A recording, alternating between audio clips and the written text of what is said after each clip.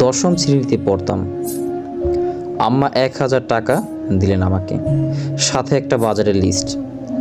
বাজার করতে গিয়ে পকেটে হাত দিয়ে দেখি টাকা গায়েব। ছোট পথ বিধায় তন্ন তন্ন করে টাকা খুঁজতে লাগলাম। মধ্যবিত্ত সংসার, 1000 টাকা বলতে আমাদের কাছে পাহাড় সমান। পাবো না জেনেও পাগলের মতো টাকা খুঁজতেছি। ঘর থেকে ছোট ভাই পিটুকে আমার খোঁজে পাঠিয়েছেন আম্মা। ঘরে নাকি রান্না চড়ানো হয়নি।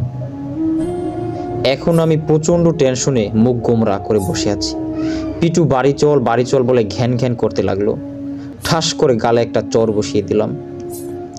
পিটু হতভম্ব হয়ে তাকিয়ে আছে। আমি হু হু করে অবুঝের মতো কান্না করতে লাগলাম। পিটুর ফর্সা গালে দাগ বসে আছে। সে কি বুঝলে ঠিক জানি না। বাড়ি ফিরে গেল। আমি ভয়ে অস্থির। আজকে পিঠের ছাল বোধ হয় আর থাকবে না। কি জানি পিঠু কি গিয়ে মাকে বলে। লুকিয়ে যাব কিনা তাও বুঝতে পারছি না।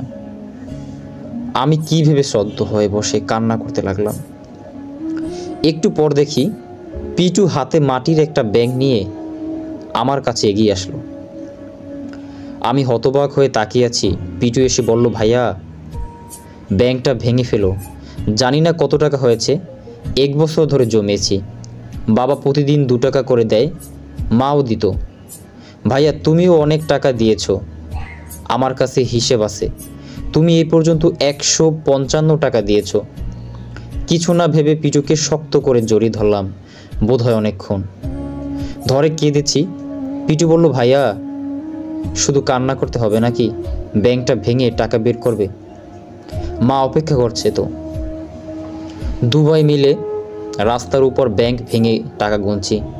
আমার মনে হলো এই দৃশ্যটা পৃথিবীর সবচাইতে সেরা একটি দৃশ্য। প্রায় 1200 টাকা জমিয়েছি পিটু। অনেক দিনের জমানো টাকার খরচ করতে কষ্ট হচ্ছে, কিন্তু আমার উপায় নেই। বাজার বাবদ 900 টাকা খরচ করেছি। 50 টাকা দিয়ে পিটুর জন্য নতুন একটা ব্যাংক কিনলাম এবং সেখানে বাকি টাকাগুলো ফেলে দিলাম। তার কাছে ওয়াদা করলাম এবার থেকে আমিও টাকা জমিয়ে তার দেয়া ঋণ শোধ করব।